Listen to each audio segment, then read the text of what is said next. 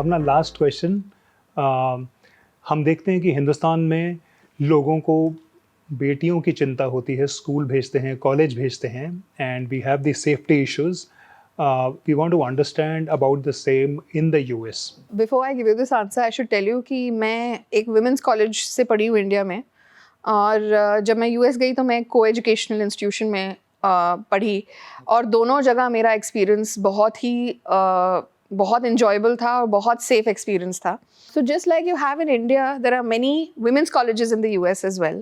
And the beauty of women's colleges in the US is that they give you a very close-knit, inclusive sort of community to learn and to grow with a lot of confidence.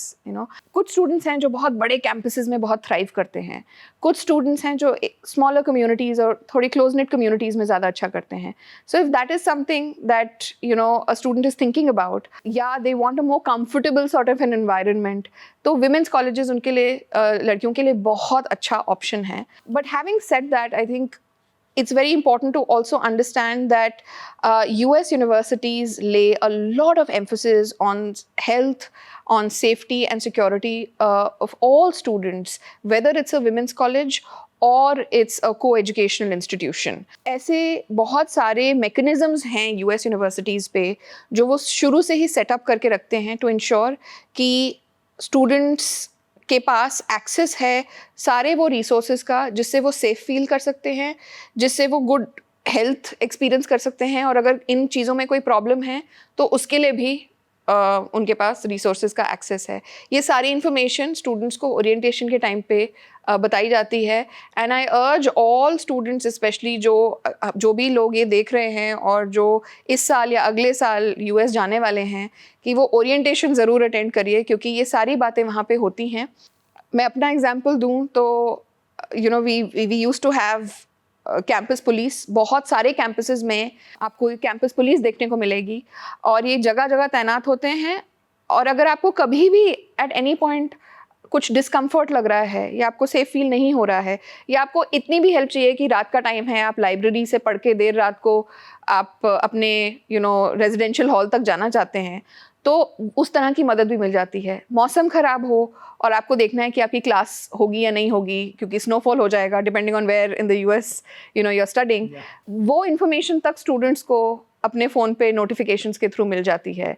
Health services international students के लिए बिना health insurance के US university में पढ़ाई करना allowed नहीं होता है. सो दैट इन इटसेल्फ एक बेसिक रिक्वायरमेंट यूएस यूनिवर्सिटीज़ डाल देती हैं. हेल्थ सेंटर्स होते हैं यूनिवर्सिटीज़ में जहाँ पे स्टूडेंट्स सपोर्ट एंड हेल्प ले सकते हैं if there is any requirement. And it's not just physical health. Even with mental health, if there's any support that students require, there are resources available.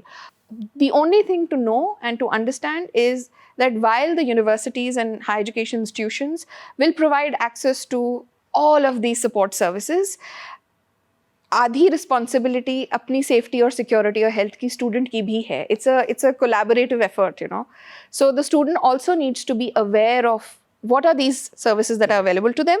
Stay updated with the information that the university is providing. जब email आती है तो पढ़ें, जब orientation होती है attend करें, जब उनके advisor के साथ check-in हो रहा है तो वो check-in करें, जाएं उन meetings में. And all of these things help ensure that the student has a very good academic and overall experience on campus. Thanks for taking the time and for sharing your useful insights. We totally appreciate this. Thank you so much for having me here.